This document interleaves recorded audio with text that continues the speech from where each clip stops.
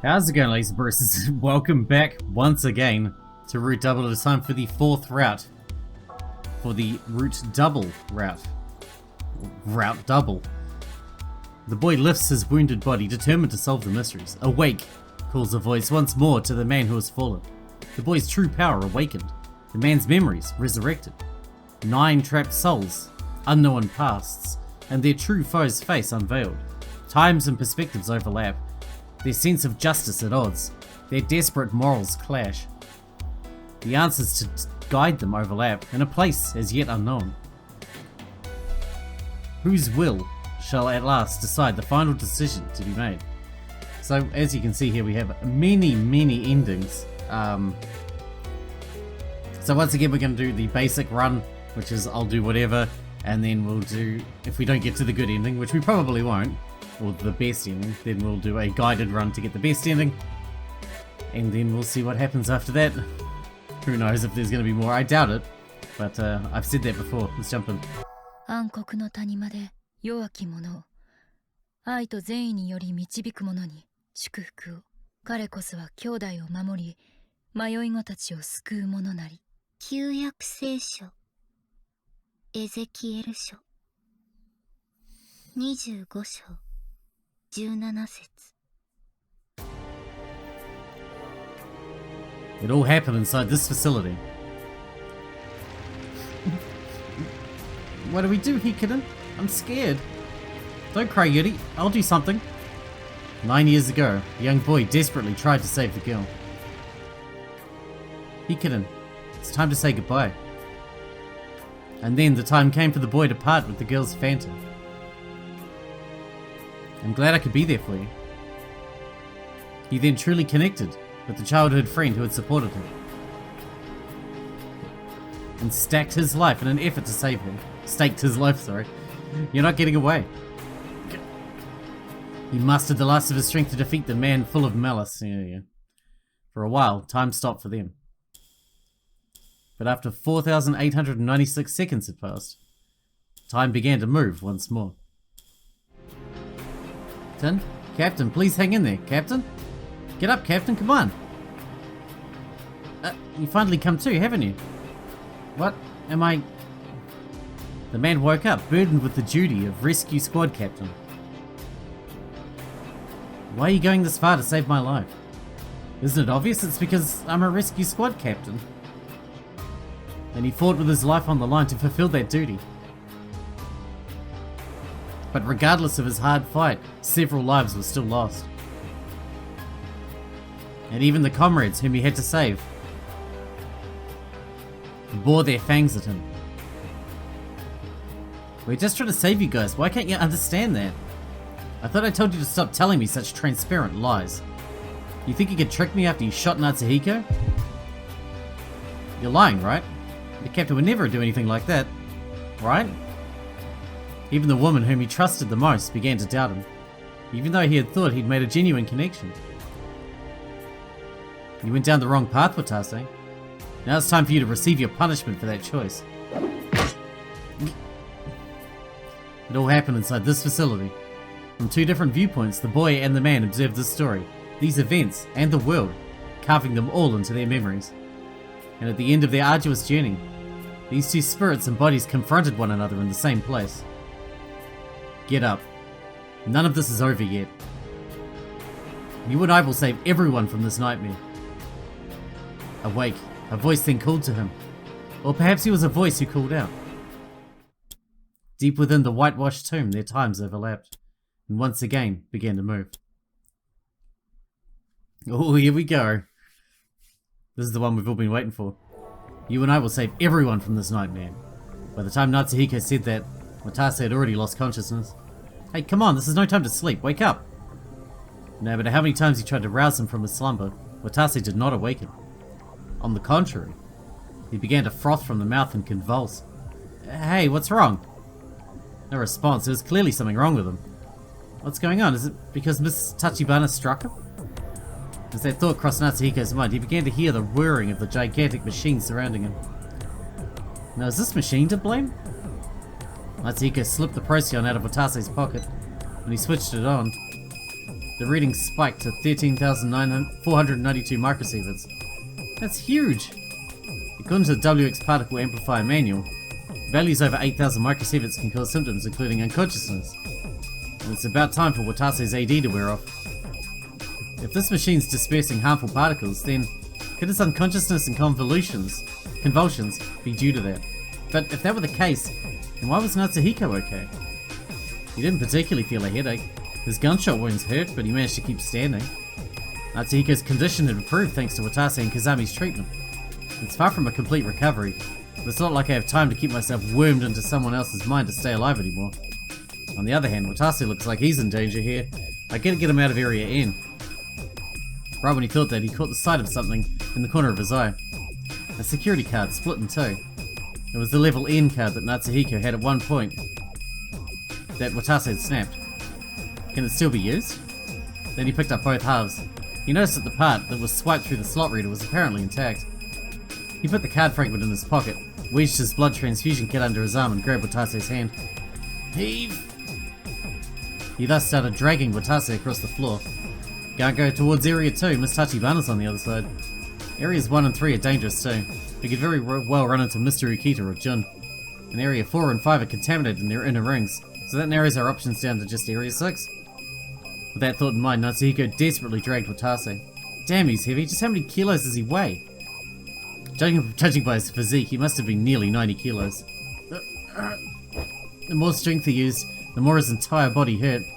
The gunshot wound in his arm opened up and seeped with blood. And Natsuhiko was now trying to save the one who inflicted that very wound upon him. He dragged him further and brought him into the connecting passageway. And once he finally reached Area 6... Damn it, I can't keep this up. Natsuhiko collapsed on the spot, his strength shot. He used up what little stamina he had regained. He tried to catch his breath. His body felt too heavy to be his own. It was too much of a bother to even sit up. But it should be fairly safe now that we've gotten this far away, right? He checked the Procyon. The reading had dropped to 3,911 microsieverts. A value quite a lot lower than what it had been when Watase had gone to Area 6 before.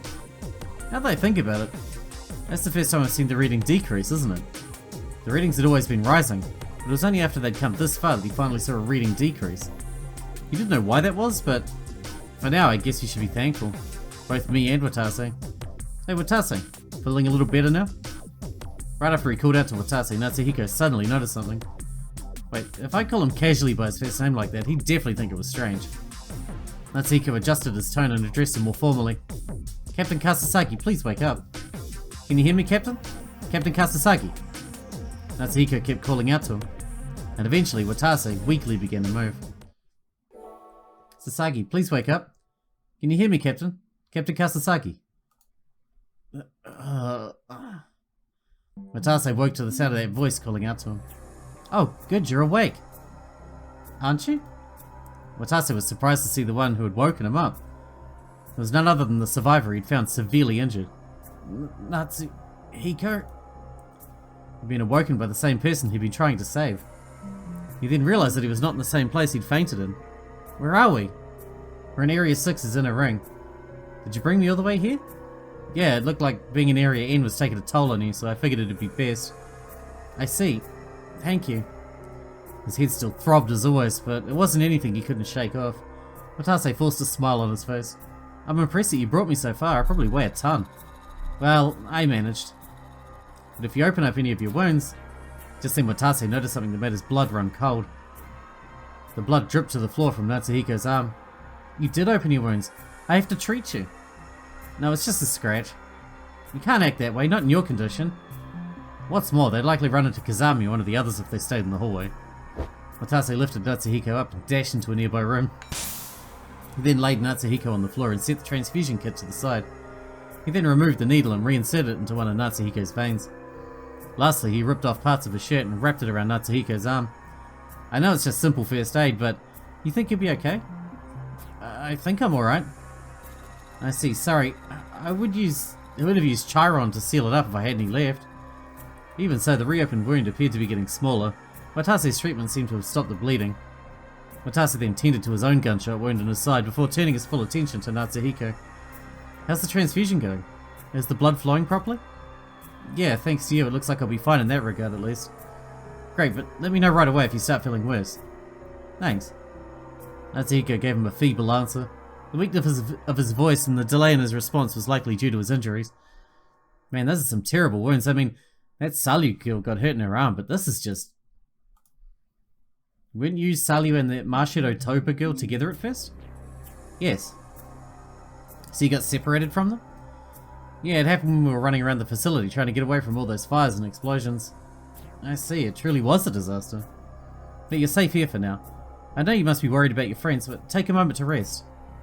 Okay, though I don't think we'll be able to stay here for long. Miss Tachibana and the others could be chasing us after all. Looks like you know about our current situation, huh? How long have you been awake? Natsuhiko hesitated to answer that question for a moment. Then he replied in a low voice. Just around the time you went into Area N. Huh? You were already conscious by then? Just barely. Anyways, I just happened to see what occurred after that. I wasn't focused on what was going on though. I also know you lost your memories, yet you still tried to save everyone in spite of that. And I also saw Miss Tachibana suddenly go nuts and attack you. Yeah, as far as I know, I got 3 other enemies aside from her. Old Man Ukita, Mordabe, and Salyu. So we're surrounded on all sides, aren't we?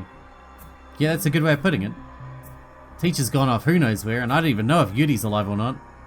So with those two out of the equation, I guess that means you might be my only ally here. Me? Oh yeah, you did save me. Natsuhiko didn't answer. Just stared at Watase. What's wrong? Did I say something weird? No, it's nothing. Natsuhiko muttered to himself, then looked away from Watase. Natsuhiko found himself disgusted by Watase's word choice. Allies, huh? Can't say I completely agree with that word. But Watase certainly is the one I can trust the most right now. Indeed, Natsuhiko had the best seat in the house to witness the amnesiac Watase's desperate struggle, so he could attest to his reliability. Now that they were face to face like this, things could finally begin. Let's investigate each matter one at a time, including whether or not a monster exists here. First, what's the current situation? Who's friend and who's foe? Could Natsuhiko consider anyone else an ally besides Watase? At the very least, Salyu was probably on his side. Other than her, it doesn't look like any words are getting through to Jun. And Mr. Ukita appears to be the same way. And the latest one to turn violent is Miss Tachibana. Huh. Those two are completely deranged. Trying to talk things out with them would likely be a fruitless endeavour. But Professor Tsubakiyama seemed quite composed in comparison. However, there were too many mysteries surrounding Ina. Why'd she have a gun? Why was she in Labo? Natsuhiko had no idea. Then there's the girl who called herself Yuri. What about her? He knew next to nothing about this Yuri. The girl mysteriously appeared and mysteriously disappeared. Who in the world is she? Now, don't tell me she's the monster. Is that even possible? The moment that thought crossed his mind, he suddenly heard something in his head. Hikiden. A familiar voice. Natsuhiko gasped at the echoing voice continued inside his brain. Hikiden, save me! There was no mistaking it, that was BC. And it sounded like Yuri's voice. Yuri? Huh? Hikiden? An attempt at telepathy on Natsuhiko's part garnished a response from Yuri. Are you Yuri? You are, aren't you? Yeah. I know you might find it hard to believe, though. Then, is this voice your telepathy? Yeah, you see, I'm a communicator. After a short silent pause, she continued. I know it doesn't make any sense coming from me when I'm supposed to have died 9 years ago, but please, believe in me, Hikiden. You see, I'm actually still alive. And I knew you were here in this facility. This whole time I've been thinking, if only I could see you. The tone of her voice perfectly matched the one Yuri used in his memories. No, it was more than just that. The emotions conveyed with her telepathy and the contents of her words both seemed to indicate that Yuri was indeed the owner of that voice. Yuri? Various emotions ebbed and flowed within Natsuhiko's mind. He was convinced that she was no monster. There were countless things he wanted to tell her, countless things he wanted to ask her, but Natsuhiko stayed his heart and responded, Of course, Yuri. Of course I believe you. I believe anything you say. I wanted to see you all this time too. Thank you, Hikinen. Her telepathy conveyed to Natsuhiko how touched she felt. So he continued as a means to give her some peace of mind. By the way, Yuri, are you safe? Yeah, I'm not hurt in particular or anything. Thank goodness, where are you now? I'm in a place called the Shelter. Shelter? There's a secret room in Area 5. A secret room? He was surprised for a second, but now that he thought about it, he was in a peculiar facility. Perhaps it wasn't such an oddity for it to have a secret room or two. Yeti, please give me the details. Where exactly is that secret room? Area 5's outer ring, B1. There should be a numeric keypad on the wall close to the emergency staircase. I remember that one. If you press in 107215, the wall should open, revealing a door. I'm going to write that down just in case. Just in case.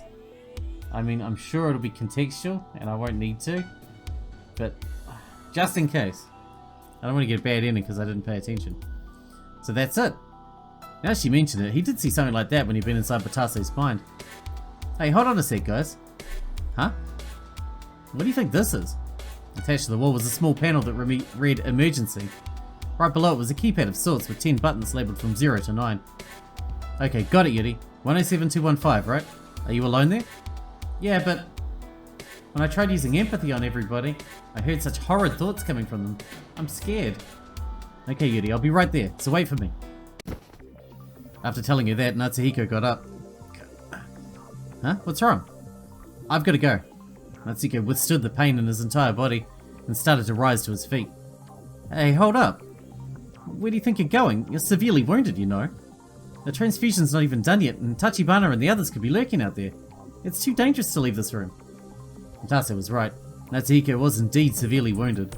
He could very well use up the rest of his strength trying to look for Yuri. Guess that leaves me with no choice.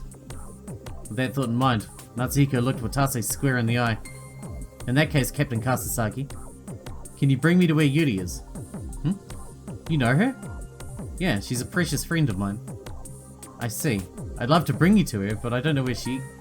There's a secret shelter in Area 5's outer ring on B1. If you can't find her, that might be where she is. A shelter? How would you know something about something like that? Well, only Labo staff members know about it. Did you happen to find a place in the Area 5 hallway that had a numeric keypad? Yeah, now that you mention it. That was the shelter entrance. Yuri and I are both children of Labo staff members, you see. So we heard about it from our parents. Yuri had told Watase that she was a relative of a Labo staff member. So Natsuhiko thought that Watase would buy that half-truth, but... Wait a sec, I'm confused about a few things here. Huh? How'd you even know Yuri was here in Labo in the first place? Yuri disappeared before I found you out cold, you know. Did you guys meet up somewhere before you passed out in the Area N? That's the one thing I can't tell you for now, but please, believe me. But still, I understand why you doubt me, but there's one thing I can say for sure. You and I share the same desire to save Yuri. So please. Natsuhiko bowed his head down and pleaded to Watase. Watase hesitated for a while, but he eventually nodded meekly. Okay, I'll believe in you. With that affirmation, Watase carried Natsuhiko on his back. As he held the blood transfusion kit underneath his arm, they left the room. This shelter or whatever is kind of a hard place to get to. The staircases are collapsed all over the place, you see. So we'll take a detour through Area 1, kind of a roundabout way. But are you okay with that? Yeah, I'm counting on you. Alright, hang on tight. Watase walked on with Natsuhiko on his back. And as Watase carried him, Natsuhiko sent telepathy to Yuri. Yuri, can you hear me? An answer soon came back. I hear you, Hikida. Watase and I are heading your way. Huh? Captain Kasasagi's with you too? Don't worry, Watase's our ally now. Our ally? Natsuhiko could feel Yuri's surprise and bewilderment. So she really was being extremely cautious about Watase then. I don't really understand what kind of person Watase is either. I think he probably was a human filled with malice originally. Yeah. But now that Watase's lost his memory, he's become a harmless being. That's true, he saved me several times too, after all. But why did he lose his memory? Do you have any idea he could have? You might not believe this, but it's because I erased his memory. And after that, I've even been sharing his senses, seeing his actions through his eyes. I guess I got that sort of ability now, apparently. Hikiden, you mean you've completely mastered the third ability? Wait, what? Hearing that phrase took Natsuhiko by surprise. You know about the existence of the third ability too? Yeah, that explains a lot there. I didn't even consider that possibility, but I guess I should have expected you could do it. Yuri spoke as if she were talking to herself. She seemed to know a lot more than Natsuhiko did. Let's save the details for when we can talk face to face. We're almost there. Okay, I'll be waiting. And thus their communication ended. And Natsuhiko entrusted himself to Watase's back. Watase walked through the darkness of Area 5, struggling with his raging headache. Though he didn't let it show, he was suspicious about this whole situation. It was due to the boy he was carrying. He was still uncertain if what Natsuhiko Tenkawa had told him was the truth.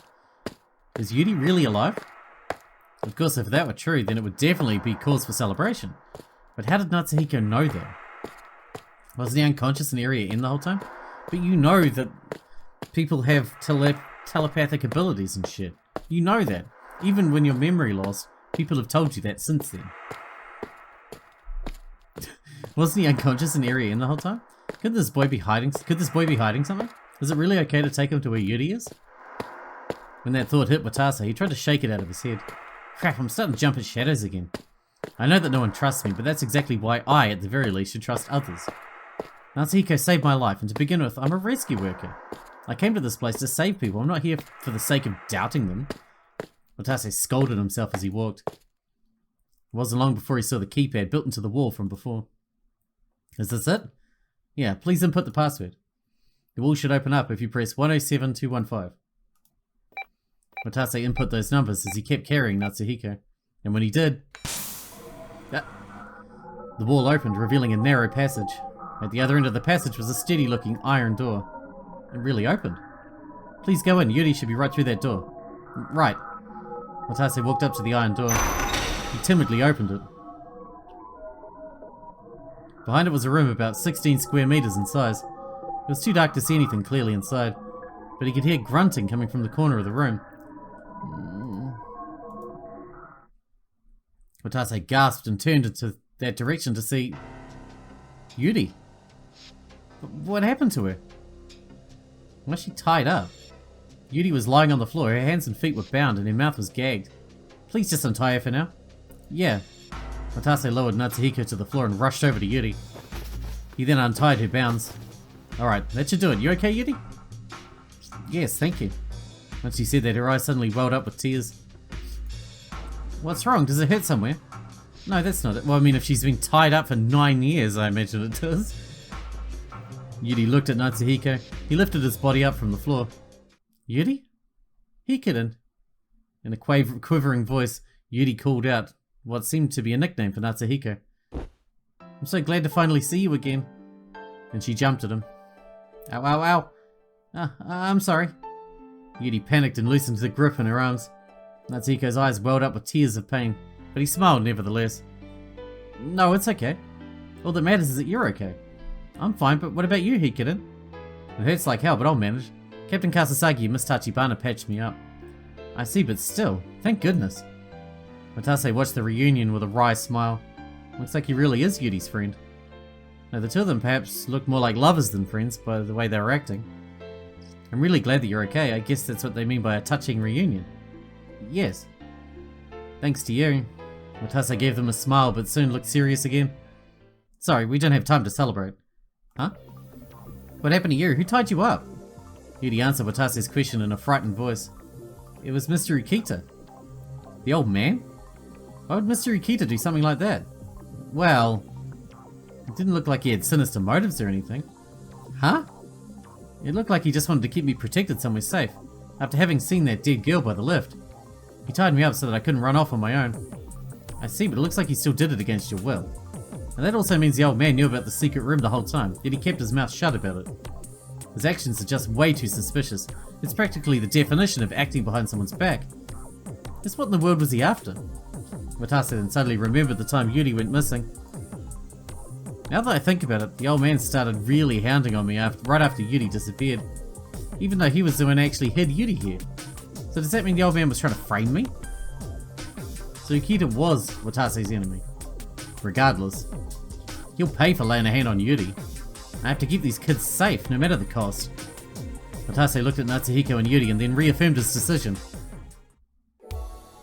And at the same time, Natsuhiko made a new decision of his own. I'm happy to see Yuri again, but there are some things I need to clarify first. If Mr. Ukita's an enemy, then what about Professor Tsubakiyama? I mean, she doesn't seem like an enemy. There were several unnatural aspects to Ena's actions, especially how she wasn't opening her heart to them. Natsuhiko resolved himself and sent her telepathy. Professor, can you hear me? It's me, Natsuhiko Tenkawa. I'm still here in Labo. Where are you, Professor? He followed up with empathy and immediately heard Ina's mental voice. Mr. Tenkawa? Was that Mr. Tenkawa's telepathy just now? I got through to Professor Tsubakiyama. Natsuko rejoiced in his mind as he made use of telepathy and empathy to try and hold a conversation with Ina. That's right, and I'm reading your mental voice with empathy. Hold on a second, nobody told me you could use empathy. Don't tell me you falsified your ability level. No, that's not it at all. My ability's just been rapidly advancing these past few days. At that very moment, Natsuhiko clearly felt wariness from Ina. Professor, are you putting up your guard? When he tried using empathy, Ina's mental voice was coated with noise. Professor, are you closing your heart again?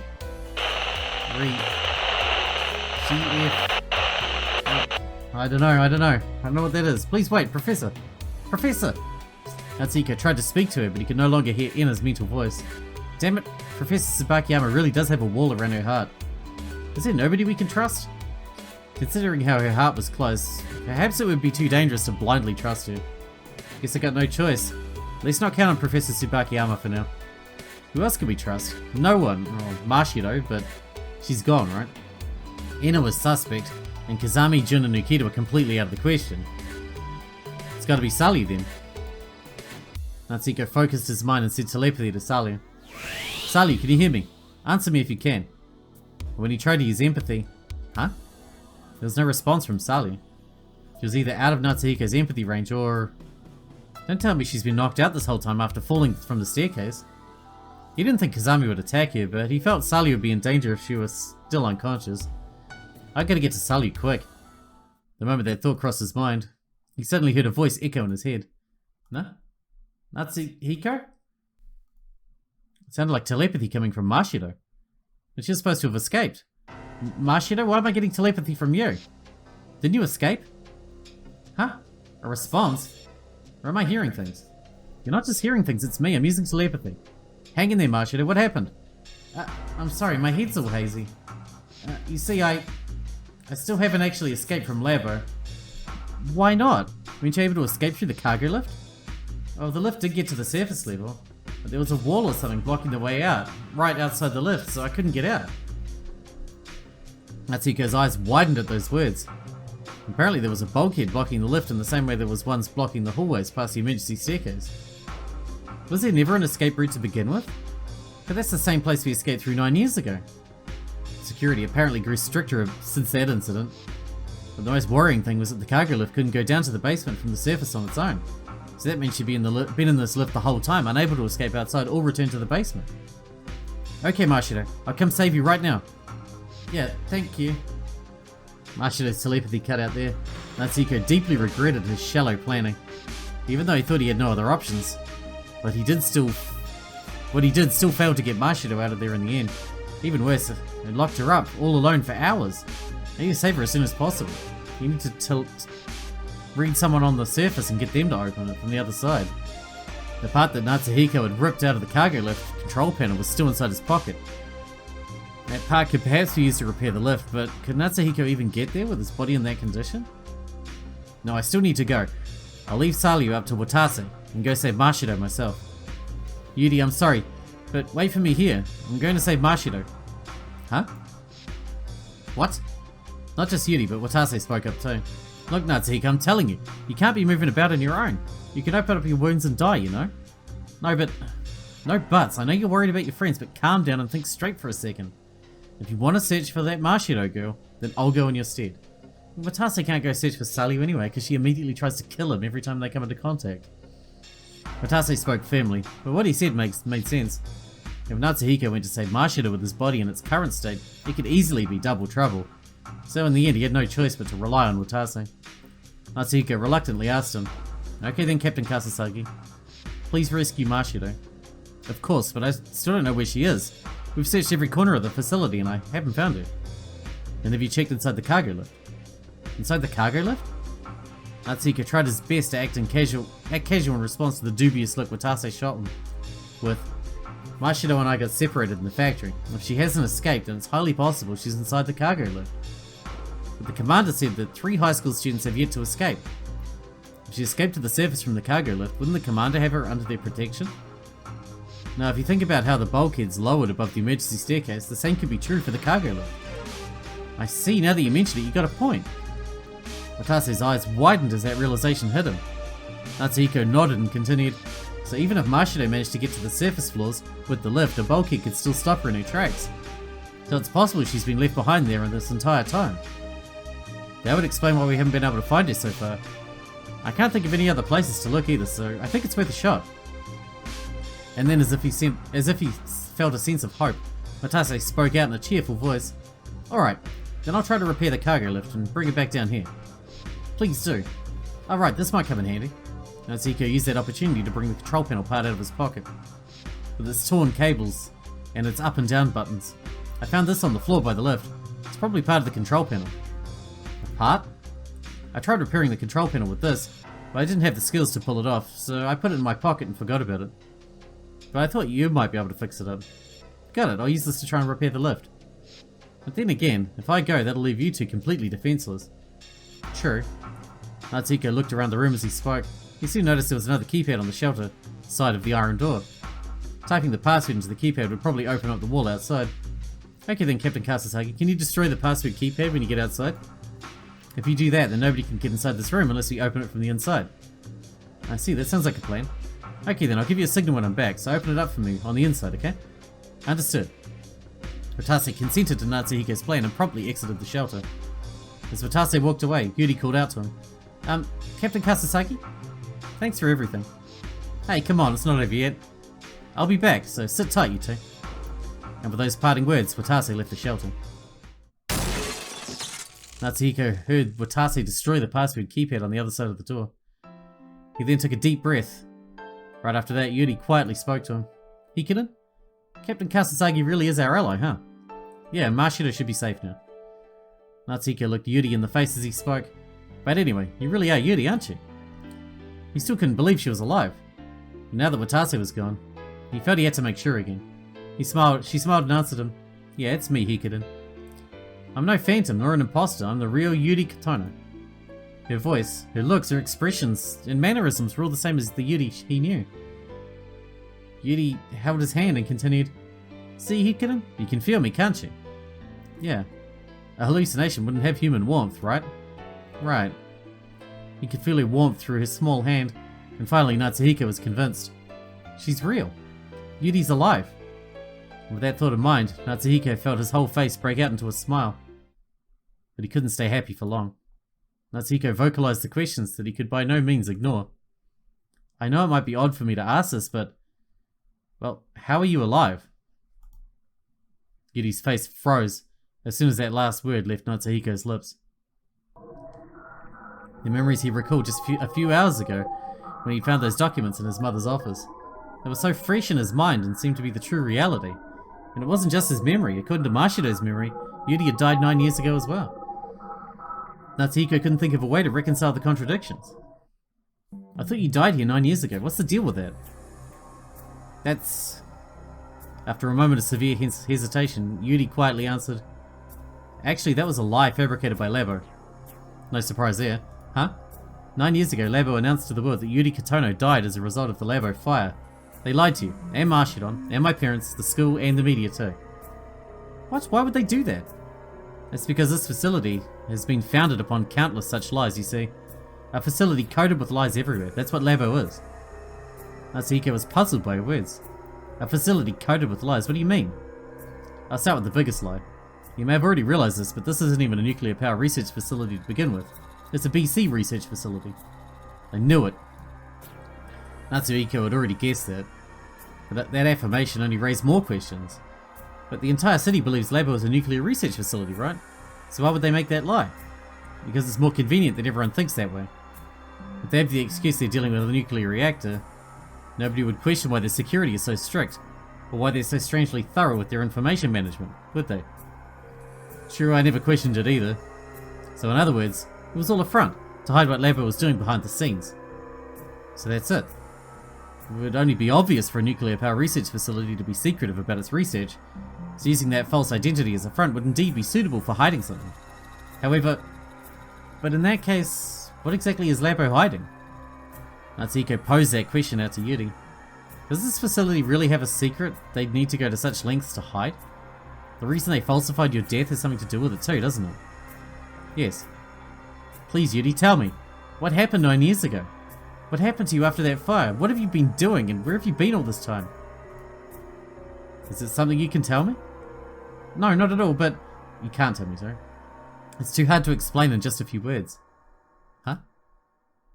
It'll take a long time to tell you everything, and I'm not confident I can put it in words, so... Yuri grasped Natsuhiko's hand and continued. Dive into my mind and see it with your own eyes. Huh? You can dive into people's memories by now, right?